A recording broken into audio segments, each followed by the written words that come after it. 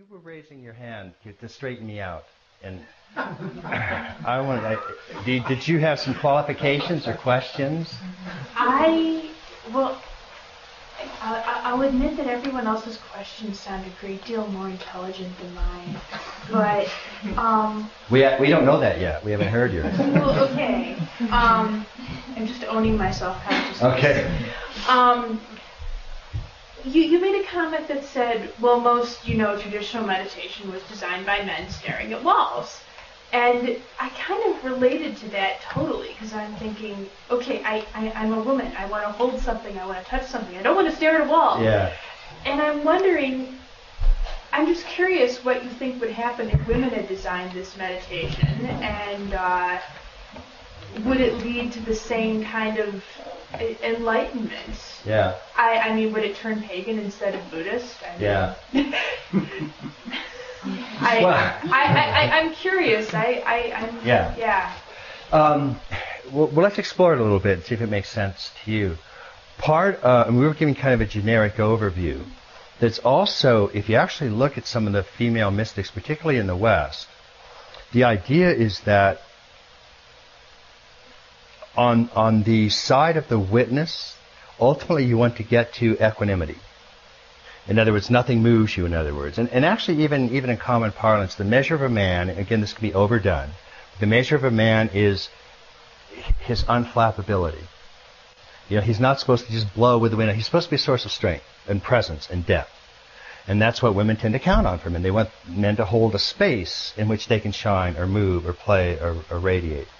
Or be hysterical. I mean, and if the man can't handle that, then the woman is deeply disappointed, because he's going to react, and you're going to get into this endless fight about you don't love me and I don't love you and all of that. So ultimately, what you want is a man who can hold this depth and this space, some sort of equanimity. Now, it doesn't mean cut off from feelings or anything, but it does mean having that kind of unmovable awareness in which these things are arising. And that's part of getting very close to sort of this absolute one taste, where you're one with everything, and so of course you accept everything exactly as it's happening. But there are a lot of steps getting up to that pure equanimity on the masculine side. If you look at some of the women mystics who got outside of the male system and started doing their version of mysticism in the flesh, and what they would do, the exercises they would do in order to get to that same degree of, really intense capacity to taste everything with one taste, to see everything in the universe as something that can be touched equally and loved equally. Mother Teresa her statement was famous: love until it hurts.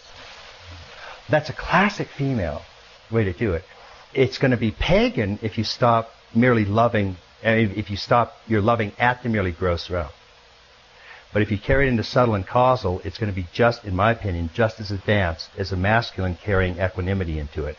Specific examples of this were nurses who were mystics in the Middle Ages, and they would, sounds gross, but bear with me, they would lick and suck the wounds of lepers. It's that kind of love until it hurts, showing a radical acceptance of everything that's arising moment to moment, and in a sense kissing the wounds in order to cleanse them. This actual practice that was done. That's the equivalent of a man sitting in a wall and not blinking for 8 hours. It's an intense, extreme way to get over your belief that some things are good and some things are bad in the phenomenal world. You have to get to the point where they're all equally radiance of the divine. And kissing a leper is a good test. Kissing some of my friends would be a good test too. But if you want to try that, I can start you out with some.